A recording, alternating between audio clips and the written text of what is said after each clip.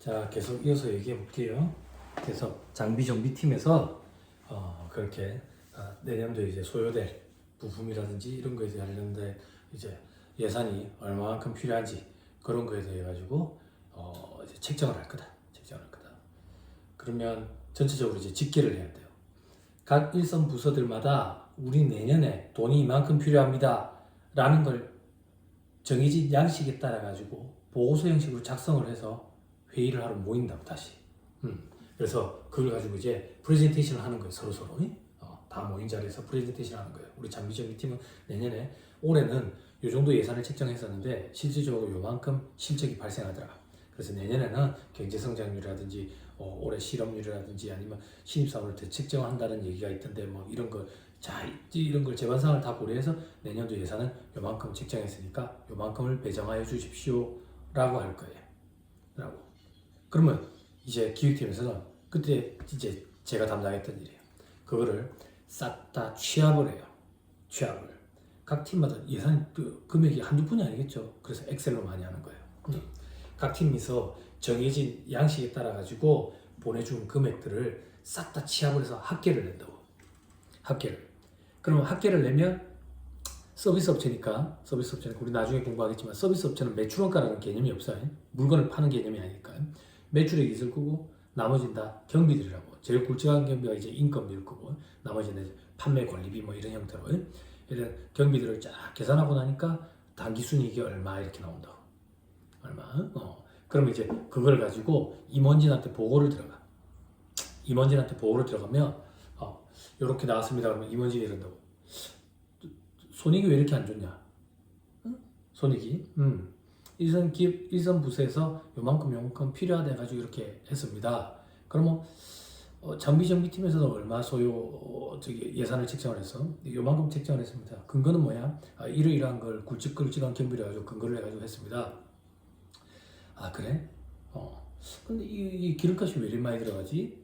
장비 정비팀에서 내년도에 노후화된 자료고 노후화된 차량들이 많아가지고 그 차량들을 대거 이제 처분을 하고 새로 차량을 이제 취득할 거랍니다. 그거와 관련된 이제 뭐 취득 비용도 있긴 한데 취득 비용은 여기에 들어가 있는 건 아니고 기름값 이런 걸 그래가지고 책정을 했습니다. 그러면 장비 정비팀에 전화를 해서 혹시나 어느 정도 더 쓸 수 있는지 한번 물어봐. 어느 정도 더 쓸 수 있는지 물어보고 차량을 굳이 꼭 내년에 취득해야 돼? 한 해 정도 더 미루면 안 돼? 이런 조율 작업에 들어간다. 조율 작업. 그러면 이제 장비 정비팀장한테 전화해가지고 팀장님, 전무님께서 그러는데 이거를 조금 더 시기를 늦출 수 없느냐? 어느 정도 한 해만 좀 늦출 수 없느냐? 그래 그러면 우리 고려해가지고 예산을 다시 책정해서 보내줄게. 그럼 예산이 이제 다시 떨어진다고. 또 어떤 거? 인사팀.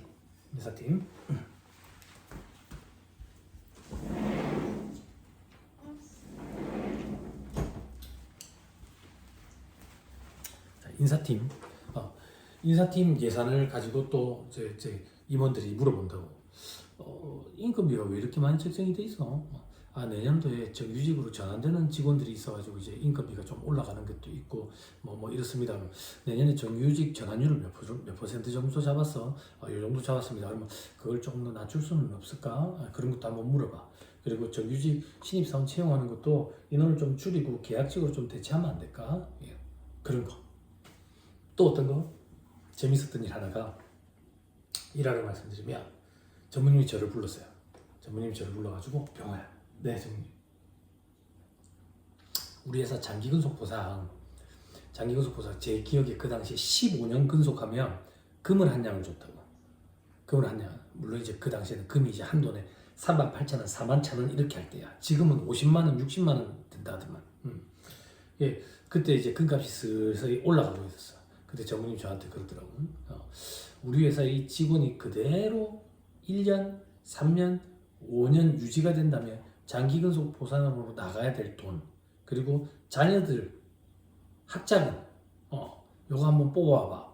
한 5년에서 10년이 나면 회사 망하겠더라고. 그래서 그 당시 제가 몸담고 있을 때 장기근속 보상을 그만냥에서 해외여행 보내주는 걸로 바꿔버렸다. 잘 바꿔놨죠. 지금 금이 이렇게까지 치솟았죠. 물론 그 전에 또 손을 썼겠지만, 그죠? 그래서 기업체 오너분들, 임원분들 보면 시야가 좀 달라요. 그냥 여러분들 단적으로 생각할 때 나만 하는 사람들 저 자리에서 오래 버텨가지고 나이 들어가지고 그런 거 아니에요. 그런 거 아니에요. 그 자리에서 그냥 버티고 있었던 게 아니에요. 보통 내기들이 아니에요. 보는 시야 자체가 다르다고. 아주 멀리 본다고. 아주 멀리 봐. 물론 이제 모여가지고 그런 얘기만 하니까 또 그럴 수도 있겠지만 근시안적인 사고를 가진 사람은 거의 없어요. 아무튼 그런 것들 그렇게 해가지고 각 일선 부서랑 기획팀이 전무님이라든지 임원진들의 목소리를 대변해서 조율이 들어가는 것이 조율이 들어가는 거지. 근데 이 조율이 쉽지가 않다고. 조율이 왜 쉽지가 않냐? 만약에 인사팀에서 장비 정비팀에서 내년도 예산을 10억을 잡았어. 10억을 잡았는데 실질적으로 11억을 쓰게 된 거야. 그러면 위에서 뭘 한다고? 아니 왜 10억이라고 예상해놓고 11억을 썼냐 이거야. 그럼 뭐 장비 정비팀에서는 생각도 못했던 이런 비용들이 들었습니다. 그리고 갑자기 물가가 이렇게 치솟아가지고 이렇게 됐습니다. 그러면 문책을 한다고. 아니 그 정도도 예상을 못해서 예산을 책정할 때 반영을 했었어야지. 그러면 이런 문책성, 인사 발령이라든지 이런 것들 인사 고과에 영향을 미칠까봐 담당자들이 엄청 불안해한다고. 걱정을 하고. 그래서 일반적으로 예산을 책정을 할 때는 좀 뻥튀기 시키는 경향들이 있어요. 그걸 기획팀에서 바로 잡아줘야 된다고. 그 거품을 없애야 돼. 거품을. 근데 거품을 그냥 없앨 수가 없다고. 그냥 기획팀 팀장, 장비정비팀 팀장을 불러다가 그 뻥튀기 많이 시키긴 하죠. 그거 좀 벗겨내세요. 이래 안 된다고.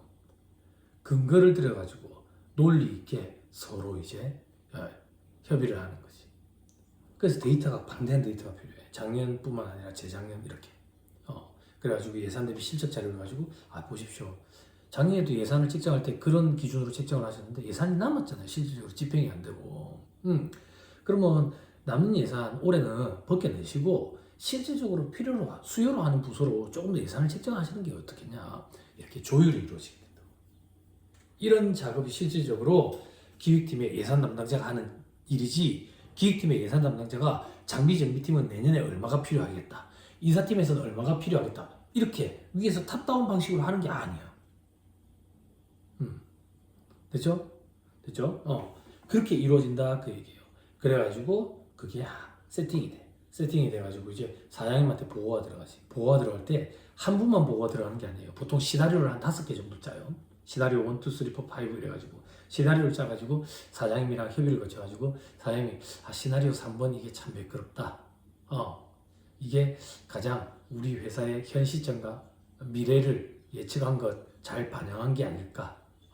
그럼 우리는 시나리오 3번으로 가자. 내년에는 그렇게 시나리오 3번에 따른 예산 작업을 하지. 예산 작업. 그러면 중장기 사업 계획은 그걸 바탕으로 우리 회사의 앞으로 장비가 노후화되는 것들이라든지 그걸 대체하는 것들 이런 거에 대비해가지고 투자가 일어나야지. 투자가. 근데 회사가 갑자기 목돈이 있어? 없지. 그럼 자금을 어디서 조달해 와야 될 거 아니야. 은행에서 돈을 빌려온다든지 아니면 주주들한테 돈을 더 뜯는다든지 유상증자를 해가지고 그런 계획을 짜는 게 이제 중장기 사업 계획. 그렇게 내년도 사업 계획에 따른 예산 그리고 중장기 일반적으로 중장기 사업 계획은 5년치를 짭니다. 5년치 사업 계획 이거는 개괄적으로 큰 이제 카테고리만 짜겠지. 6억 정도만 그걸 가지고 다음 연도 1월 초가 되면 그룹의 회장님한테 보고가 들어가는 거예요. 사장님 그리고 인사 담당 임원 기획팀장 그리고 기획팀의 예산 담당자 이렇게 와서 예산 담당자는 밖에서 기다리고 있고 팀장 끝까지만 회장님과 대면 회의실에서 보고를 해요. 거기서도 깨지는 경우가 많아요. 책정을 잘못해가지고. 아무튼 간에 그렇게 하고 나면 이제 한 해 예산이 세팅이 되는 거죠. 그죠? 그러고 나면 이제 일선부서에 통보를 해주는 거예요. 회장님 보고 끝났다. 요대로 간다. 2025년은 우리가 그 시나리오 3번 예산대로 간다. 그거에 맞게끔 실적을 집행해 주시면 감사하겠습니다. 그러면 그렇게 한 해가 순탄하게 절대 가지 않아요. 그죠? 변수가 또 엄청나게 많이 생긴다. 갑자기 장비 정비팀에서 또 연락이 오는 거야. 연락이 와가지고 예산 미리 좀 땡겼어야 될 것 같다고. 예산을 미리 땡겨준다는 얘기가 무슨 말입니까?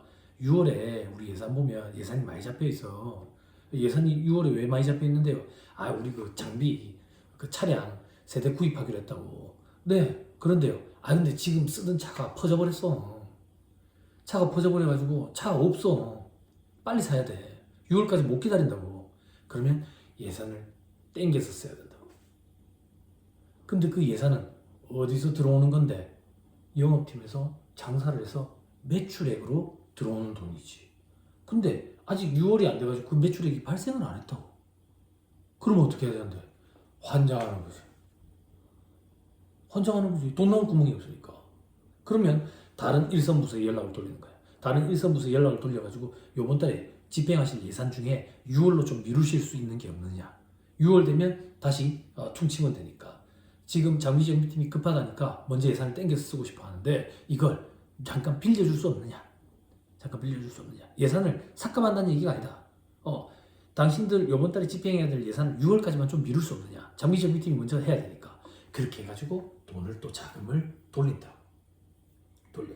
돌렸는데도 부족하대. 그러면 이제 은행 대출을 알아보는 거지. 은행 대출. 그러면 이제 재경팀이랑 회계팀이랑 같이 또 조인해가지고 회의를 하는 거지. 재경팀이나 회계팀에서 올해 대출 작업이 언제 일어나는데 언제 대출 작업이 일어나기로 했는데 그걸 미리 땡겨가지고 할 생각은 없느냐. 그러면 이자가 어느 정도 더 발생할 것 같느냐. 그 이자 비용 정도는 우리가 이걸 감안할 수 있겠느냐. 이런 작업들이 또 이루어진다. 그렇게 한 해가 가는 거예요. 한 해가. 결국에는 돈이 전부 다 돈으로 이루어진다고.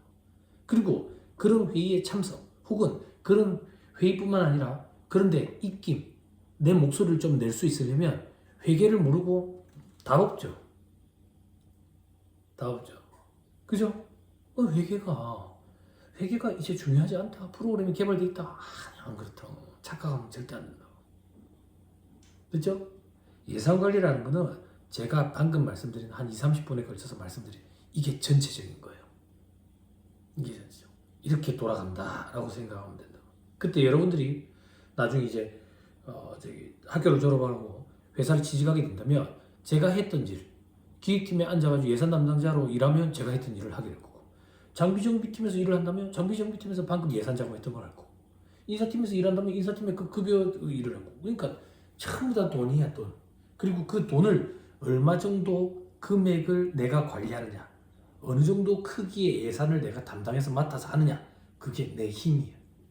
회사에서는. 그렇죠? 그거에 대해서 공부하는 게 예산관리라는 수업입니다. 그래서 예산관리 수업은 이 교환을 가지고 전체적으로 어떻게 돌아가는지에 대해서 공부를 하고, 그리고 우리 그 본교환을 가지고 회계와 관련된 얘기들이 조금 이루어질 거예요. 그렇게 이루어질 거예요. 됐죠? 자, 교환 띄워놨으니까 한번 봅시다.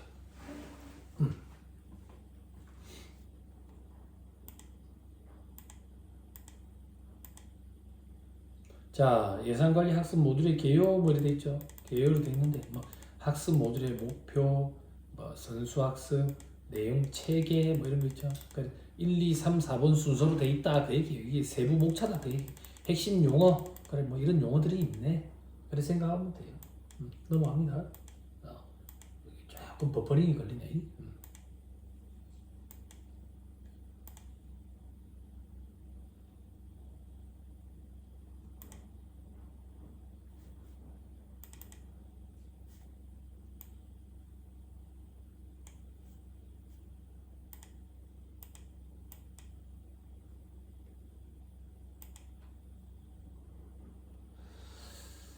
버퍼링이 좀 있네요.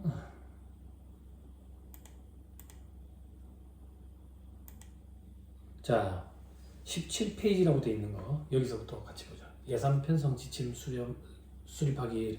최대한 사이즈를 좀 키웠거든요. 잘리는 데는 안 보이네요. 이제 최대한 키웠는데 그래도 아마 여러분들 또 핸드폰으로 또 볼 거 아니에요. 그러면 조금 불편하실 건데 교환을 좀 다운받아가지고 이렇게 켜놓고 같이 봤으면 좋겠어요. 자, 예산의 개념이 되어 있습니다.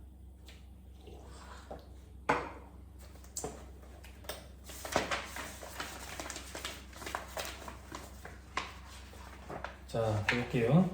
예산의 개념. 예산은 기업이 미래의 특정 기간에 사용하려는 자원을 사전에 배분해서 재무적 수치로 계량화해서 표시한 것이며 경영계획을 실행하는 데 필요한 조정, 통합을 위한 관리 통제 기구이다. 그죠? 관리도 해야 되고 이걸 통해서 일선 부서들의 무분별한 지출 이런 것들을 또 통제할 수도 있겠죠. 사전에 계획된 게 아니니까 안 됩니다 이런 식으로, 그죠? 예, 그런 표현들을 하고 있다. 좋은 말들을 하고 있다. 자, 밑에 예산의 기능이 돼 있어요. 자, 예산의 기능이 돼 있죠. 예산은 기업 경영 활동에서 계획, 조정, 통제 세 가지를 주요 기능을 한다. 그죠? 그죠? 계획, 내년도 사업 계획, 돈이 들어갈 거 아니에요. 그 계획하는 거예요. 그리고 자, 조정은 뭔데? 조정은 실질적으로 지출하는 부서와 예산을 편성하는 부서 간의 조정을 통해 가지고 상호 통제도 이루어진다. 통제, 목표를 달성할 수 있도록. 목표가 뭡니까? 기업체의 목표는 뭐예요? 오후에 상법 수업을 듣는 친구들도 있을지 모르겠다. 상법에서 또 그 얘기할 건데, 회사는 영리 추구 목적으로 있는 거예요. 그 사람들이 모인 단체, 그게 회사예요. 회사.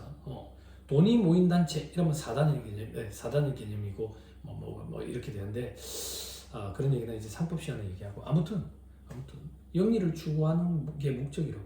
그 영리를 많이 남기는 게 목적이죠. 그러면 실질적으로 비용은 줄여야 되겠고, 벌어들이는 거 수익은 극대화시키고 비용은 최소화시키고 그러면 되겠죠. 그 예산, 내년의 비용 이거를 최소화시키는 거. 그런 통제를 통해 가지고 성과 목표를 달성할 수 있도록 하겠죠. 뭐 사회적 기업 어쩌고저쩌고 하는데 전부 다 이윤축을 목적으로 하죠. 그죠? 그래서 우리가 일반적으로 여러분들 세법 수업을 들어본 친구들은 알겠지만 영리법인이라고 하죠. 영리를 추구를 한다고. 영리를. 회사가 존재하는 목적 자체가 영리 추구 목적이라고. 물론 영리를 목적으로 하지 않는 비영리법인이라는 데가 있지만, 비영리법인도 실질적으로 영리 사업을 같이 한다고. 수익 사업을 안 하면 망한다고. 그러면 망하면 안 되는데, 이런 법인은 존재가 의미가 있대. 그런 데는 이제 국가 자원을 투여해가지고 계속 유지를 시키는 거지. 아무튼 넘어갑니다. 여러분들 찬찬히 읽어보시면 되는데, 계획 기능 이렇게 돼 있죠. 계획 기능, 그죠? 예산은 기업 경영 활동의 효율적 운영을 위한 계획 기능을 수행한다 하더라. 그죠? 대체안에 대한 평가도 하고, 그리고 경영 전략으로 수립한 장기 계획, 단기 계획 달성하기 위해서 효율적으로 운영될 수 있도록 이렇게 계획을 하고 각 부문별로 어떤 실질적인 활동을 해야 되는지 이런 활동까지 제시할 수도 있다 하더라.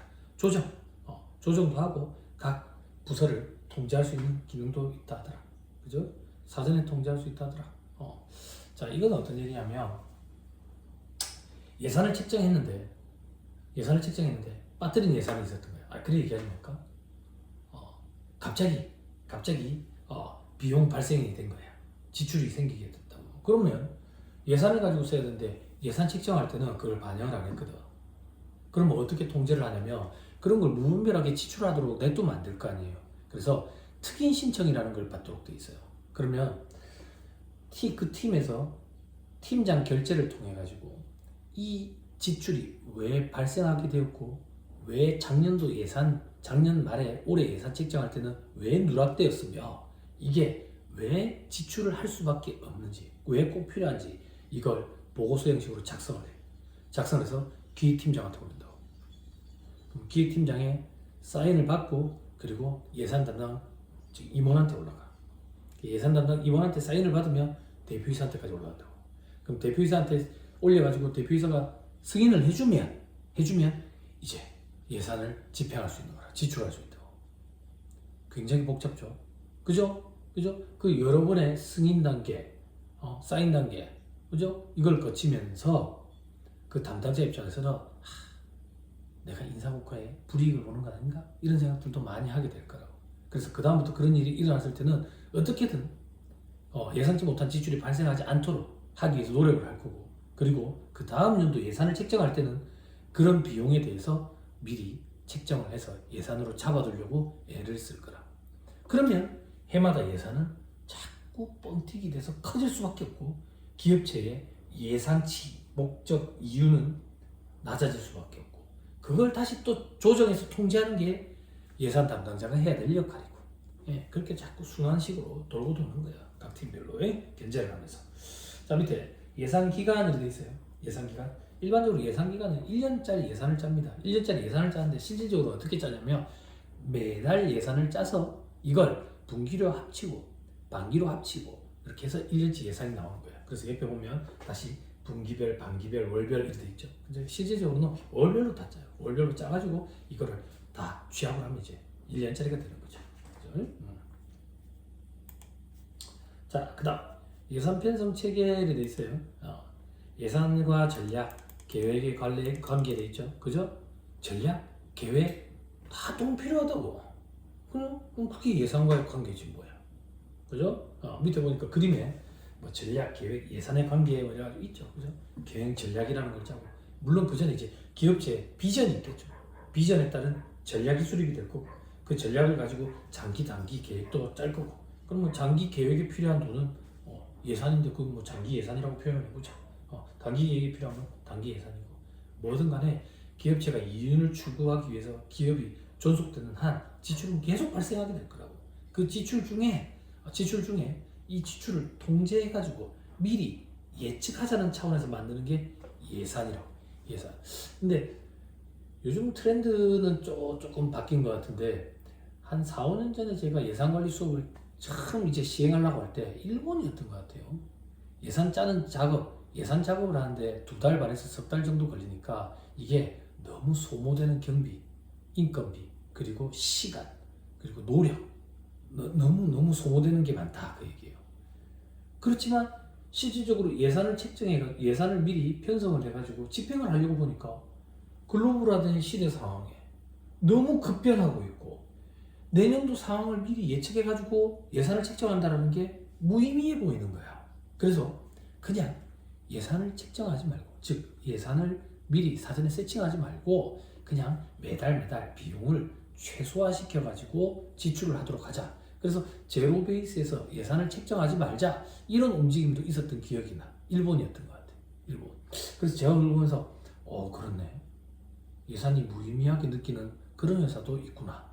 그래 그렇네. 나도 예산 담당을 해봤지만 계획이라는 거는 틀어지라고 있고 약속은 어기라고 있는 것처럼 계속 변동이 생기는데 이걸 뭐 한다고 담당자들이 그렇게 소모해가지고 시간과 노력을 소모해가지고 그렇게 하고 있을까?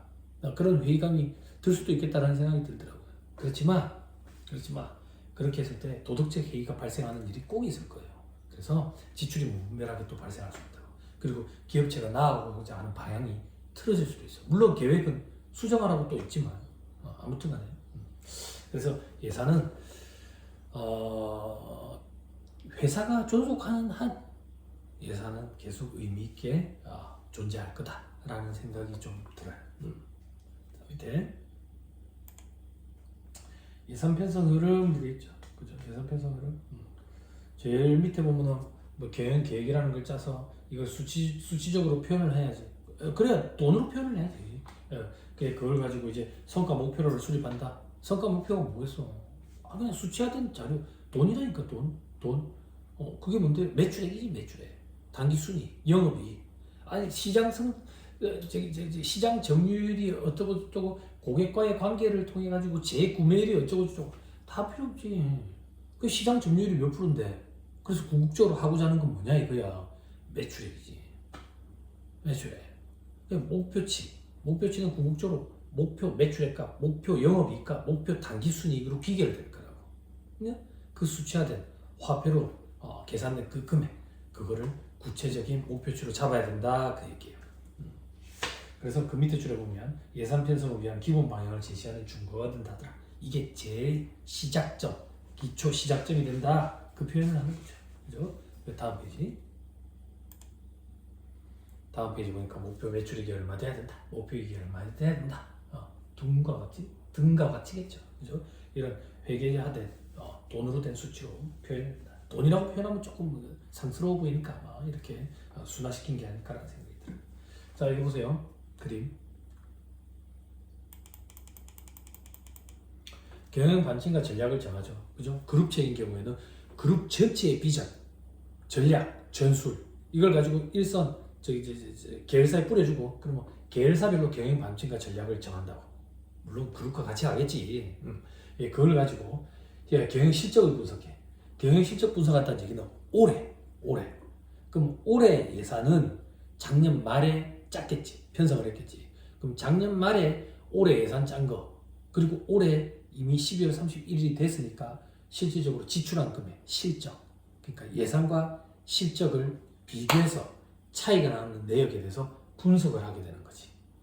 분석을 한다고. 그래서 이 분석한 차이 데이터가 내년도에도 계속 발생할 경상적인 건지 아니면 단순 일회성으로 그치는 건지 이런 것들을 분석한다 그 얘기야. 그리고 내부 분석, 내부 환경 분석, 외부 환경 분석 이런 것들 있죠, 여러분들. 그런 거 나중에 레포트를 낼 거예요, 여러분들. 외부 환경 분석 방법에 여러 가지 방법이 있고 내부 환경 분석의 방법이 여러분들이 저보다 더 많이 알 거예요. 교양학 수업 시간에 이제 공부를 했었을 거니까.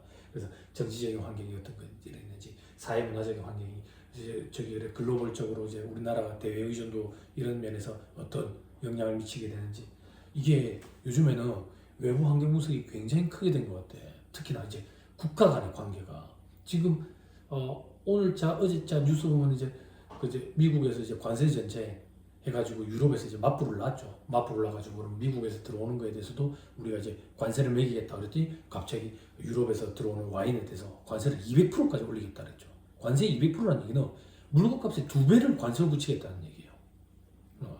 그러면 물건값이 상당히 많이 뛰겠죠. 그죠? 그럼 팔리겠냐 이거예요. 근데 이게 좀 안타까운 게, 그럼 안 팔리겠죠. 안 팔리면 자국 내 국민들이 그걸 소비를 못하는 거라. 그럼 다시 얘기하면 필요로 하는데 사실을 못하는 거지. 그지? 그지? 관세 장벽을 폈다는 얘기는 외국의 물건을 우리나라에서 많이 못 파니까 너가 남는 게 없겠지. 그럼 다시 돌려 얘기하면 우리나라 사람 중에 그 물건을 지속적으로 쓰던 사람은 못 사게 되는 거지. 그럼 어떻게 하느냐 이거야. 그죠? 네. 그런 부분도 좀 고려를 해야 되는데 좀 안타까운 면이 있습니다. 요즘에는 외부 환경 분석에서 국가 간의 관계도 굉장히 되게 이슈가 되더라. 그리고 내부 환경 분석 뭐 이런 것들은 기업체 여러분들 제일 많이 했던 뭐 수학 분석 이런 거 했었을 거예요. 강점이 뭐냐, 약점이 뭐냐 이런 것들, 그죠? 그런 것들을 통해 가지고 장단기 경영 계획을 세운다 그 얘기예요. 그래서 성과 목표치를 세우는데 성과 목표치는 아까 얘기했던 것처럼 구체적으로 데이터 수치화된 자료로 세워진다. 목표 매출액이라든지 아니면 이익이라든지. 그래서 예산 편성 방침을 세우고, 예산 편성 방침은 일반적으로 기획팀에서 세워주는데 이 기획팀에서 세우는 예산 편성 방침은 그룹에서 세미나 때 이미 방침을 세워가지고 갖고 내려온다고. 이걸 가지고 예산을 수립하고 임원이나 대표이사님한테 보고가 들어가가지고 수정할 부분이 있으면 또 수정, 무한 반복인 거지. 그렇게 수정을 해가지고 나중에 예산이 세팅이 되고 내년이 되면 그 예산을 실질적으로 집행하게 되는 거예요. 그래서 집행을 하면서 차이가 나는 거에 대해서는 분석을 해가지고 다 데이터로 남겨두고 다음 연도에 또 반영을 하고, 혹은 인사고과에 반영을 하고, 이렇게 흐름이 이루어집니다. 그렇죠? 자, 요 정도 하죠. 요 정도 하고 요것만 계속 보고 있으면 너무 지루하니까 본교재 가지고 나머지 한 타임은 또 진행을 할게요. 잠깐 끊었다 하겠습니다.